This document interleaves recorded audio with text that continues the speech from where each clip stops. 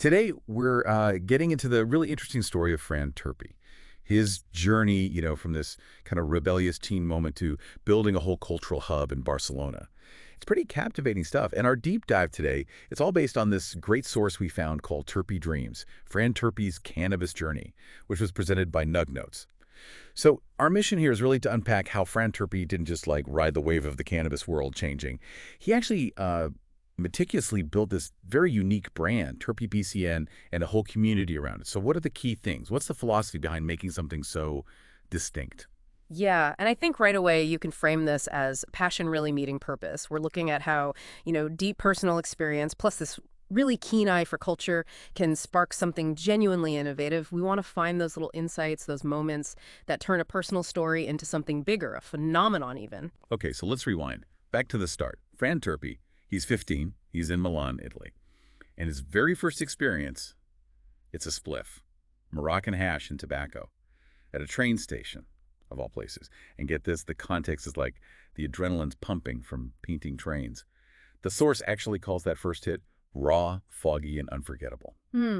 And what's fascinating there, right, is how that first experience, which was kind of illicit, it wasn't just about the act of consuming. It was tied up with the place, the feeling, the whole vibe. Yeah. It kind of hints at that deeper cultural connection he'd build later on. It wasn't just a casual thing. Right, not just a quick puff. Yeah. And things escalated fast. Just 6 months later, his family moves to Barcelona. And talk about a shift in environment. Suddenly it's weed in the air. He's making new Spanish friends, cannabis clubs everywhere. By 16, he's already moved out, living with friends, and he's deep in the scene, trying real flower, learning the menus inside out, really chasing flavor, as the source puts it, seeking out those specific tastes. Okay, so if you connect that to the bigger picture, Barcelona was like a crucible for him, wasn't it? Yeah. It took that early curiosity from Milan and just forged it into something much more serious. He starts developing this refined palate, understanding the product way beyond that first hash spliff. It really raises that question, how much does our environment truly shape our passions? That's a great point. Barcelona as a crucible. So does his story suggest that you need that kind of intense immersion to build something unique, or was he just really good at grabbing the opportunity? Well, that's a good distinction. I mean, the opportunity was definitely there in Barcelona, no doubt. But I think it's his response to it that's key. He wasn't passive. He dove right in. He went from just trying stuff to really learning it. That kind of hands-on, deep dive learning, that's often what turns simple interest into real expertise. Okay, so expertise is building. But how does that turn into a brand? So let's fast forward. Spain's lockdowns, the pandemic hits, nightlife just stops. And Fran Terpy, he uses this downtime as the source calls it a quarantine catalyst. He starts hosting these private sessions, pretty exclusive, just for artists and creatives. And that eventually leads to opening terpybcn in 2021. It's set up as this members-only club, built on 3 main ideas: community, flavor, and design. Yeah, that shows incredible adaptability, doesn't it? And foresight, too. Instead of hitting a wall with the lockdown, he spots this chance to offer something curated, something intimate, fills a gap. And that members-only thing right away, it signals exclusivity, yeah, but also this focus on community, not just selling stuff. Super smart, builds loyalty from the get-go. And terpybcn, it seems like it quickly became more than just a place to get cannabis. It turned into this social canvas. The source mentioned some really cool collaborations like this Happiest Meal thing with Fast Eddie's. It blended nostalgia, art toys, and infused food. Kind of clever, right? Yeah, tapping into that nostalgia. Definitely. And his team even designed these custom 420 charms, 420 culture reference with 3D printed drops just for members, like little collectible art pieces. Nice touch. And music. Music was huge, too. Fran was apparently really inspired by Moroccan-rooted Spanish trap artists, guys like El Morad. He saw hash and hip-hop as basically one culture. So the club's vibe, it echoes with lyrics about launches speedboats, those fast boats, sometimes used for smuggling back in the day. It connects right to Barcelona's smuggling pass. And a lot of these artists actually became regulars, right, cementing that cultural link even more. And what's really compelling there is how seamlessly it all weaves together: the art, the music, the product itself. It's not just tacked on, it's baked into the experience. They're creating this rich, multi-sensory world. It really reinforces that social canvas idea. It's way more than just a place to consume. It's an environment. Okay, let's shift gears a bit to his core philosophy, which is boiled down to flavor over hype.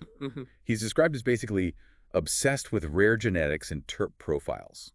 the things that give cannabis its smell and taste. He's hunting trends all over the world, and he even says, pretty bluntly, Barcelona hash is better than most of what I've tried in LA. Yeah, and that's really critical for how he positions terpybcn in the market by prioritizing actual flavor, specific genetics. He's setting it apart from maybe a more commercial, hype-driven scene you might find elsewhere. Yeah. Oh, it's a connoisseur's approach, right? And that really clicks with a certain kind of audience, people who value that depth and quality. Which ties right into what the source calls the real social club energy. terpybcn, it says, isn't retail, it's family. Hmm. It even draws a contrast between its bright energy and what it calls Amsterdam's dark dispensary vibes. Maybe a bit generalizing, but it makes the point. That's a tone. Exactly. And the things they do to build this community are key. Pop-ups, tastings, art drops. These things actively turn the members into more than just customers. They become like a movement. And that emphasis on family, on being part of a movement, that really highlights the power of shared experience, of belonging somewhere. It goes way beyond just buying something. You're creating this genuinely loyal community, which honestly is vital for long-term success in pretty much any field. That real connection, you can't just buy that loyalty. So wrapping up our look at Fran Terpy, what's next? Well, the picture painted is one of growth. Global hash makers visiting, there are rumors of a second location. terpybcn is looking like it could become a real European cannabis hub. But through all that potential growth, Fran Terpy apparently stays pretty grounded. His quote is just, I just want to bring the best flavors to my people. And that shows how organic growth can happen when you stick to your core values, right? The focus stays locked on quality, on community, even while the influence and the scale get bigger.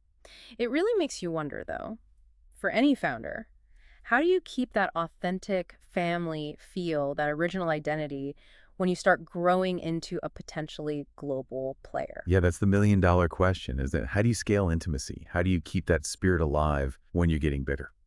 I think it probably comes down to replicating the ethos, not just the exact model everywhere. It means empowering new teams who really get those core values, the community, the flavor, the design, maybe creating smaller sort of local hubs within the bigger network. It's a tricky balance for sure, growing while keeping the soul intact. Well, as we sort of unpacked all this, it's really clear Fran Terpy wasn't just, chasing terps. He built a whole world around them.